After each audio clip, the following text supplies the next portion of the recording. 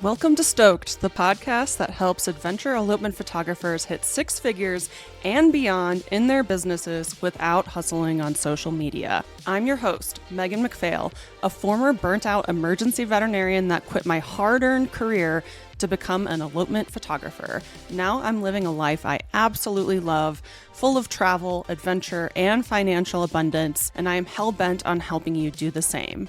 Are you ready to start booking out your calendar with dream couples in breathtaking locations and feeling genuinely stoked about your elopement photography business, life, and bank account? Then let's dive into this week's episode. Hey, it's your host, Megan McPhail, and today I have two special guests, husband and wife, photo-video duo, Laura and Hugo. They are from Together We Roam, which is based in Colorado, and I'm so excited to have you guys on the podcast. Welcome, Laura and Hugo. Thank you. We're excited to be here. Yeah, Yay. we're super excited to be here. And Laura has been on our podcast before. If you listen to episode 41, we talked about her whole story about being a daughter of immigrants and how that's kind of like inspired her to be a business owner. And so I definitely recommend you go back and listen to that episode. It was a tearjerker. But now we're just going to talk about husband and wife photo video duos. Me and Todd are a photo video duo. So are you guys. I feel like that's the dream for so many elopement photographers. Many of them are women and they are trying to drag their husbands into videography with them. It works. And they should. Yeah. So why don't we kind of go into your backstory? Because you guys both worked in healthcare, correct? Yes, we did. And then Laura, you quit your job during COVID. We don't have to go into that whole backstory because we covered that on that previous episode. But like, Hugo, how did you get roped into this? What's your backstory? So when we started, I was kind of like the glorified second shooter for Laura. And then while I was working, she would say like, you need to just quit. You need to just quit. And I was like, I can't just quit my job. Like, that's crazy. And then I ended up getting fired from my job. And that's when we were able to like just jump in and do it together. Yeah. So it was like a blessing in disguise to get fired from your job, huh? Yeah. Yeah. It was just photo at that time. Yeah. I always tell him that I manifested it because I literally would tell him, you should just quit this week. He would be like, you're crazy. You think this is so easy, blah, blah, blah. And I was like, yeah, I do think it's so easy. And when he got laid off, I was like, oh, see, they did you a favor. Yeah. Now let's figure this out. But at that time, like he said, we weren't doing both photo and video. We were just doing photography. The only thing that he was ever exposed to was second shooting. So it wasn't like he knew the ropes of the business and like how to do all of the video stuff that he's doing now. Honestly, I think that helped me a lot with videography. Because like with second shooting, like I was able to like play around more with what I think would look cool or like something that would be different to what photography like that she was doing. So like I think composition and stuff like that. I think it gave him more loose freedom to like be able to figure out what his style was going to be when he was second shooting with me so many times. Yeah, I never even thought about that. And then you also get like the flow of the day and you know how Laura works with how she's shooting and kind of orchestrating things. So the photographer is kind of like the MC of the day. So yeah, you get to understand the flow and stuff. Was it like an easy transition to video? How did that transition go? I would say that it was kind of easy because I was basically doing the same thing as when I was second shooting, but like learning how to do videography, I felt like I needed to be more patient. I think there was a lot of other things he had to learn, like settings wise and like the type of camera video quality was completely different. And then I think for you, probably the hardest thing was the video editing at first. Yeah, just trying to be consistent with everything. But at the same time, like I feel like looking into all the specs and trying to have like all the gear and like all these things kind of like holds you back at the same time. Like sometimes you just have to like just try it. Oh, so you were like waiting to have the best gear or something? Yeah. I would always be like, oh, I need to get this camera or I need to have these lenses and stuff. And then just one day, Laura was like, you're doing video today. Like, I was like, Oh, okay. Yeah, because I would always tell him, like, you should start practicing video. They're not going to know you're practicing. Like, they're going to think you're second shooting. I got it. I don't need a second shooter for elopements.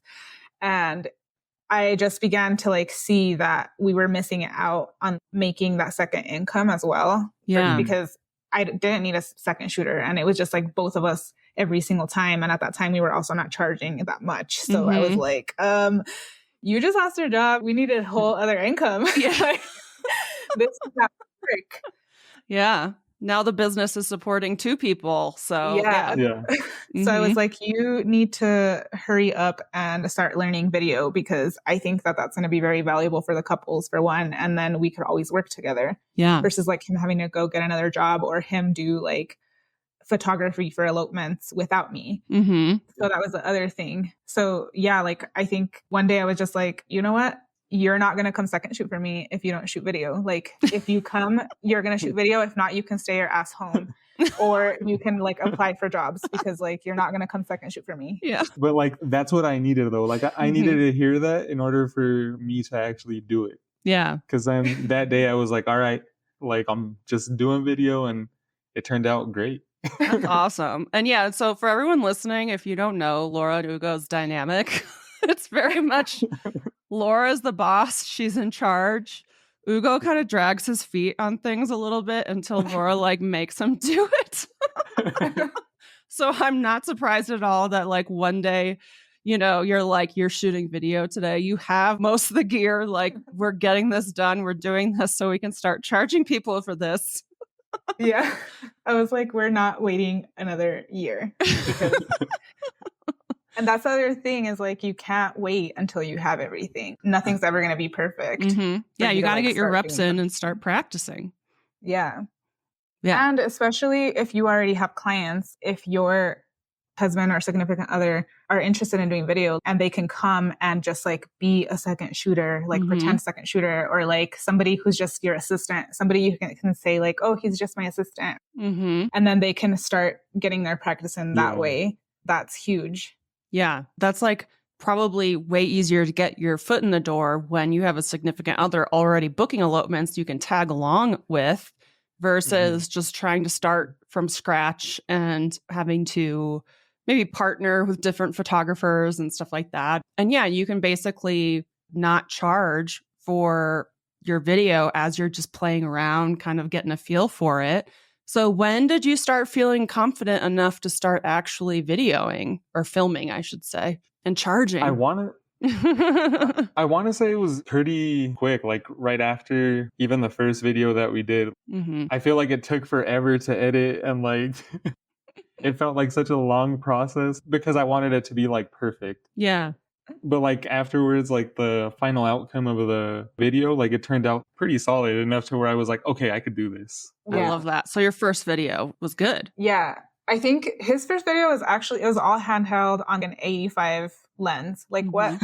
That's like really hard to shoot. Yeah. It was super shaky, but then like he figured out how to not like, make it shaky. To stabilize it. And like, I swear that whole day I was just like practicing, like holding my breath to like, to like be still, like. Yeah. Yeah, but I think what really gave you the confidence more than anything was like hearing the feedback the feedback from the couples. Yeah. Oh, because we would surprise them with a video after they didn't know we were recording, be like, surprise, you got a video. And people would just like, they were just giving him really good feedback, like that they loved it. And I think that really helped. I don't remember if we never got that feedback, but we do have a lot of couples that we get on calls with that say that they cry when they watch his videos. So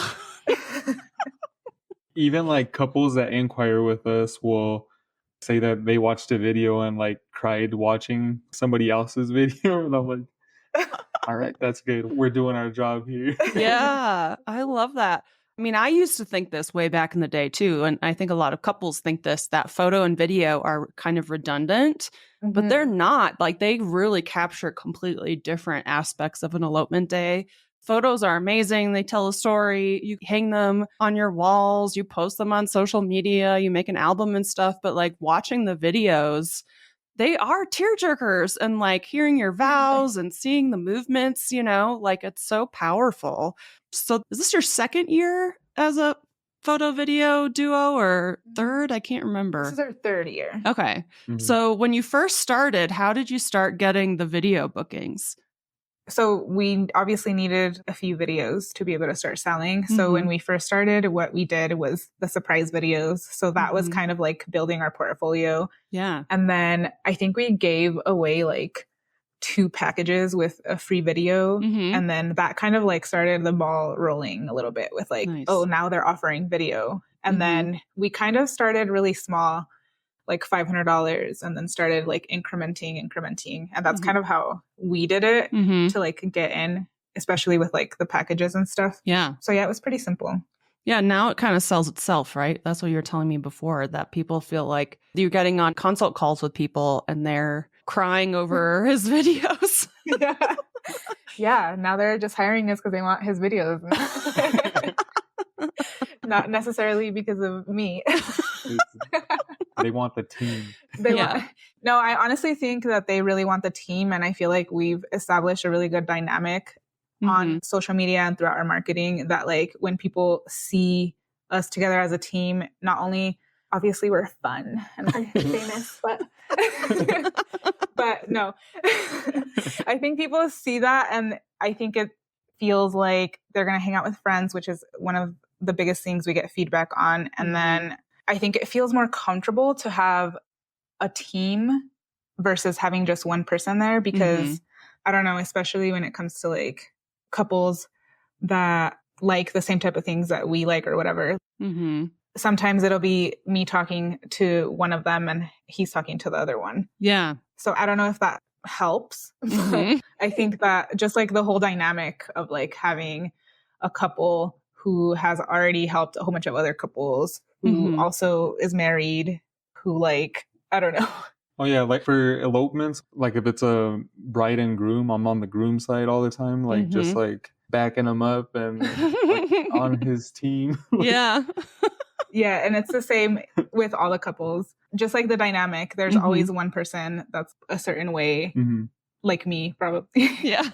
And then somebody who's more mellow, and then Hugo's always with the mellow. Yeah. That's so cool. And I think with me and Todd, it's the same thing where we can kind of tag team asking questions and socializing and stuff like that. And yeah, there's always like one person in the couple that I feel like I talk to more, or like Todd talks to the other one. And there's different things that we connect over. And yeah, it's just great being able to work with your significant other, I think. How's your dynamic working together? Because you guys, obviously, you live together, you're married, you have a dog together, you work together, travel together. How is that? We do everything together, literally everything. We work out together. We work out together. We don't go to the bathroom together. Just in case you're wondering.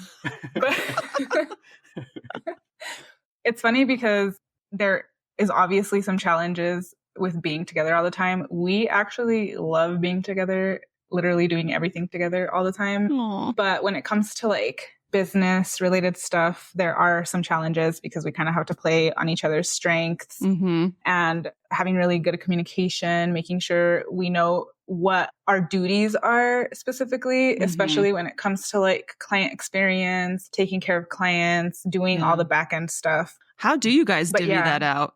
So we've obviously done like a lot of different things where when you're working together as a team, there's not necessarily like a 50-50. There's not like I take 10 clients and I take care of these 10 clients and you take care of these and see them through from like beginning to end. Like that just does not work at all.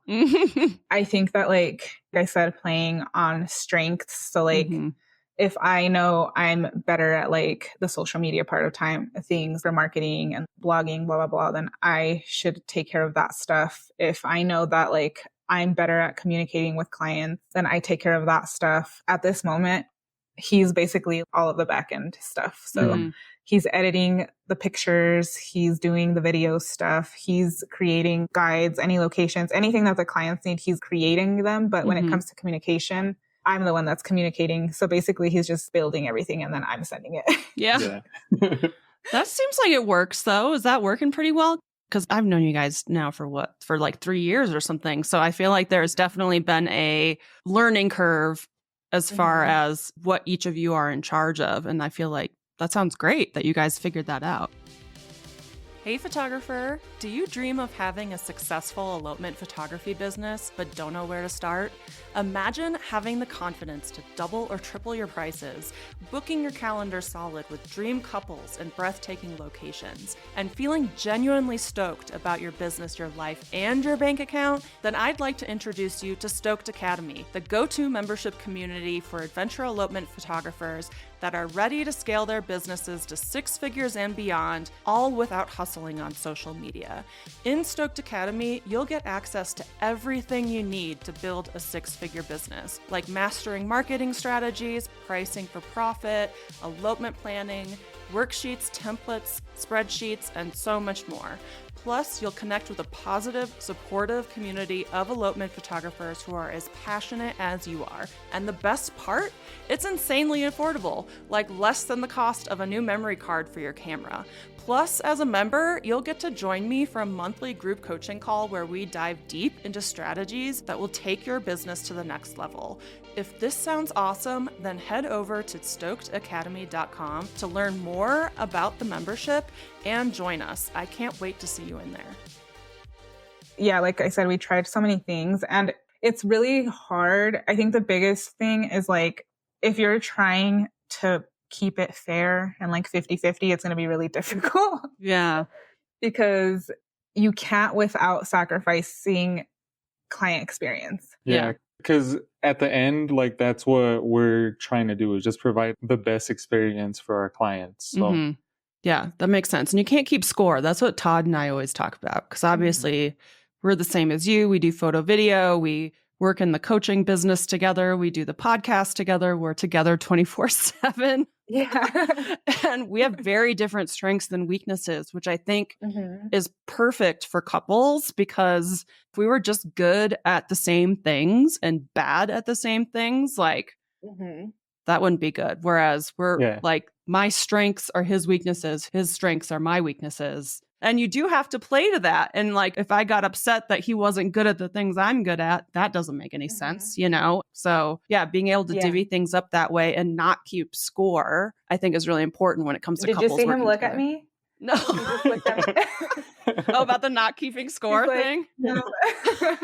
I think said not to keep score, Laura.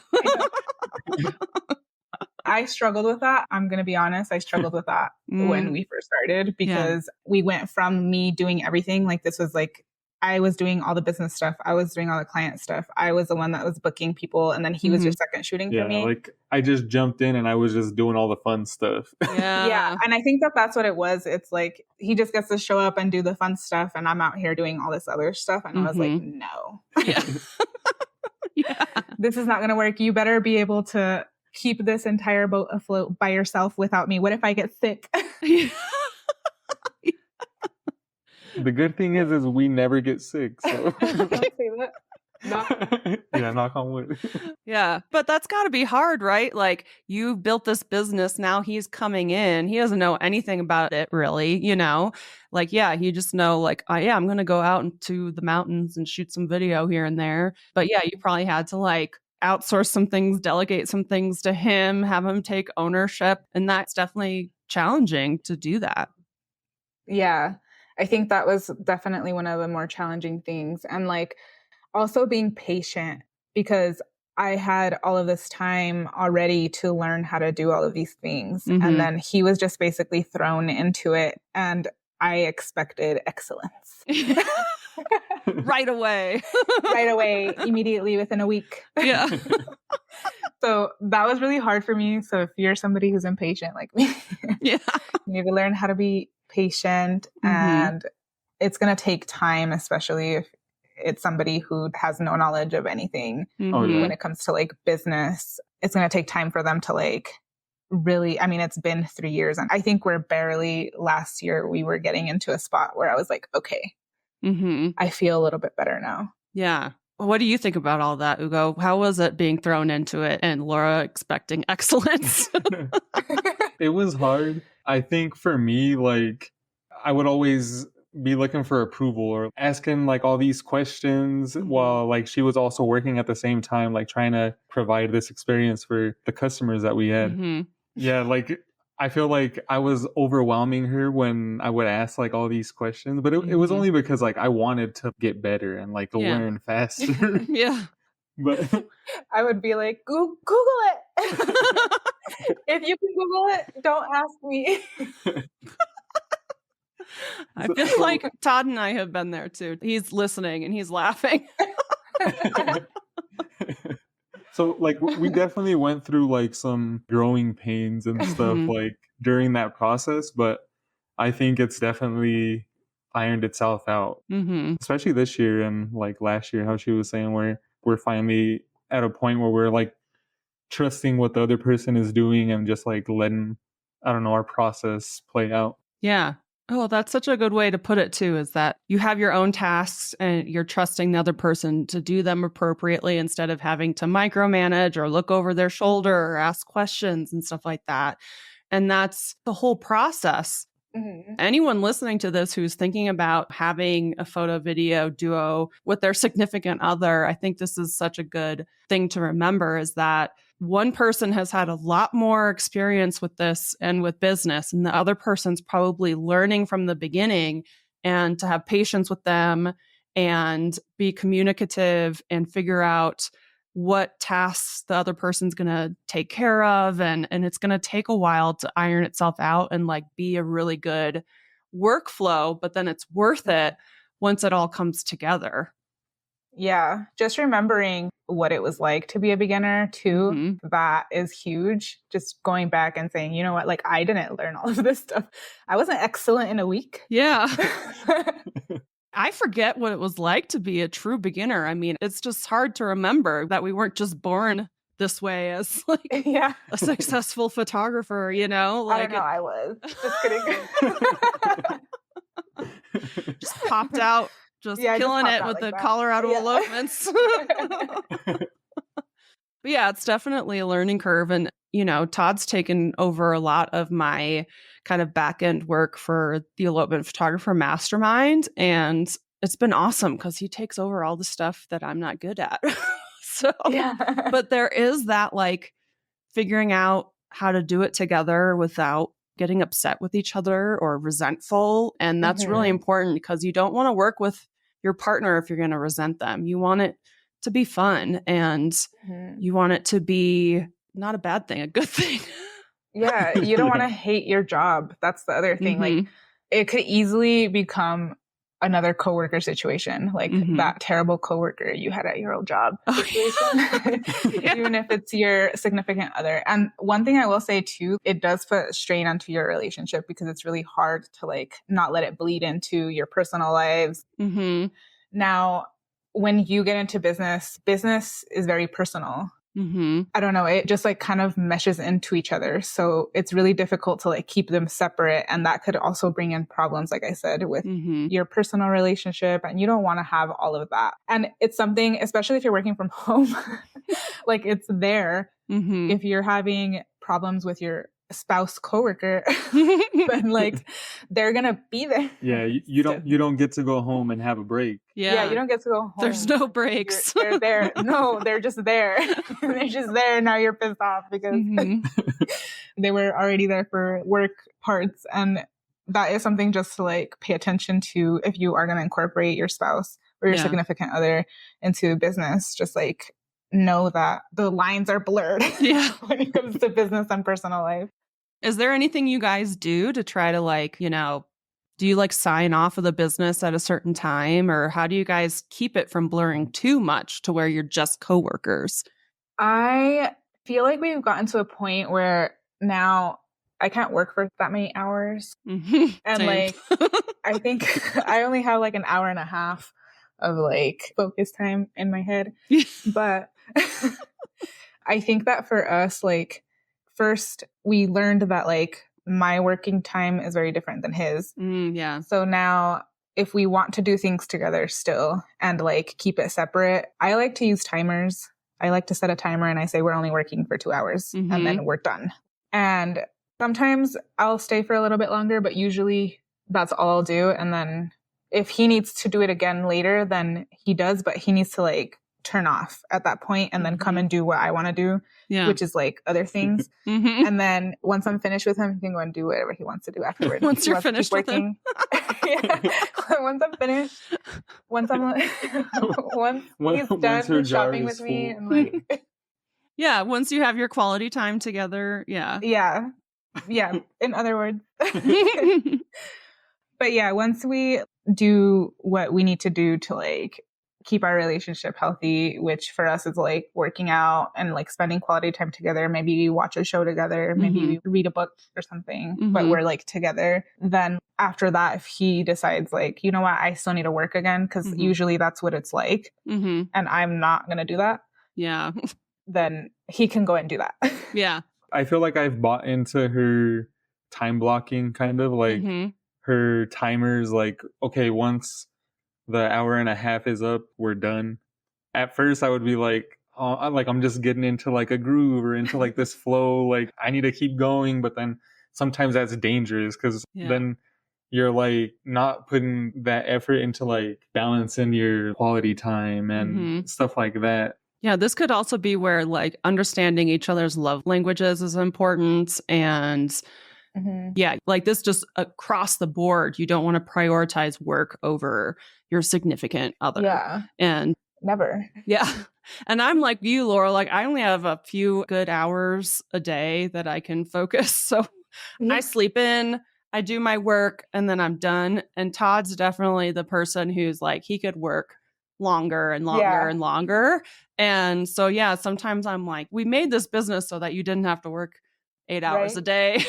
Like, let's hang out.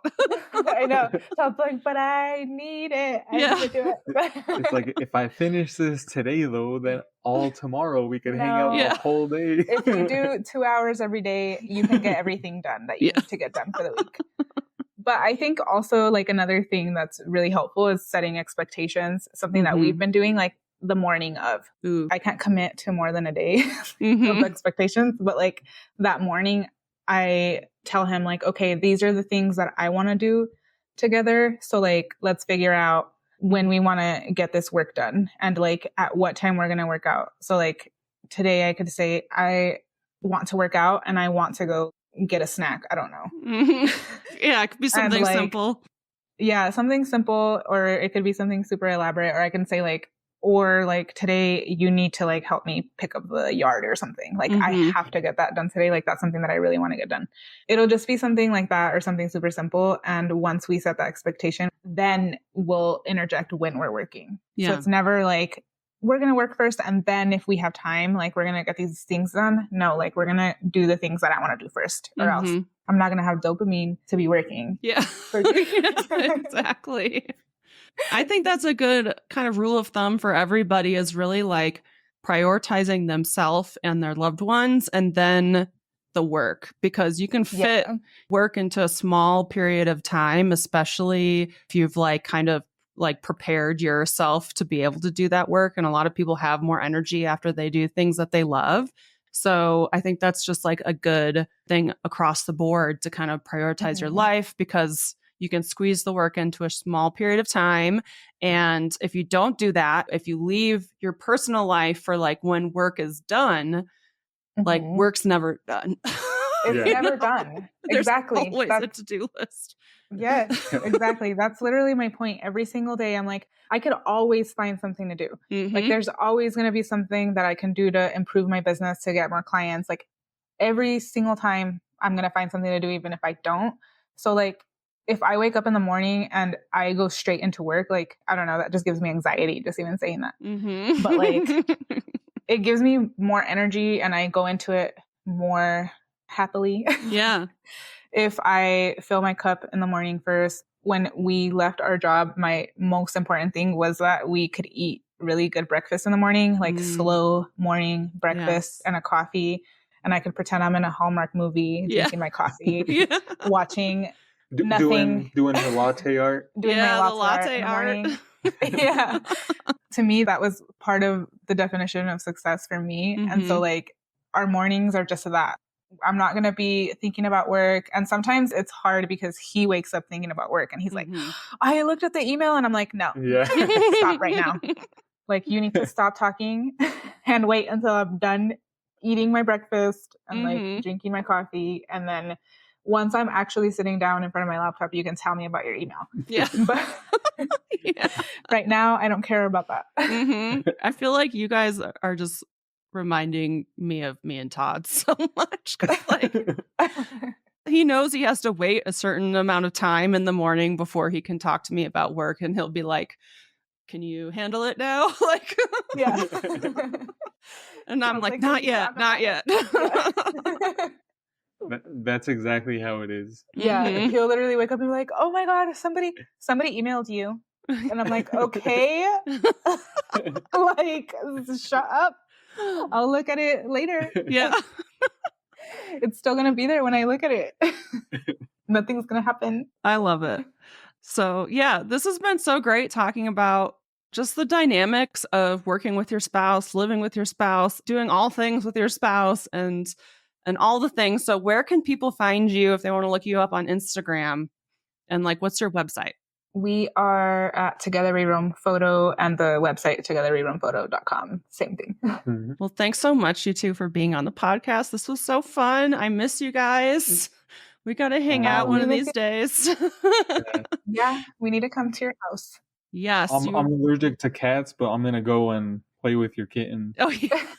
With Megatron? With Megatron, my little foster kitten. Yeah. The cat. But anyway. Yeah, you're welcome to come visit anytime. And our cats are all on the second floor. So I think people who have cat allergies have done pretty well in our house so far. So you're welcome. We have cool hikes. We have a guest room. So come. We're on our way. Yeah. Say less. Yeah. Have the margarita ready. Yeah, right.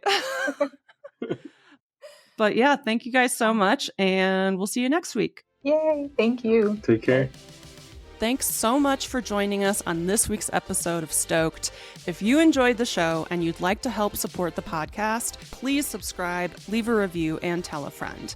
If you're looking for more inspiring elopement photography content, check us out on Instagram at Megan McPhail. And if you'd like to hear more about my business coaching and how I can personally help you hit six figures as an elopement photographer, then check out my website at www.meganmcphail.com.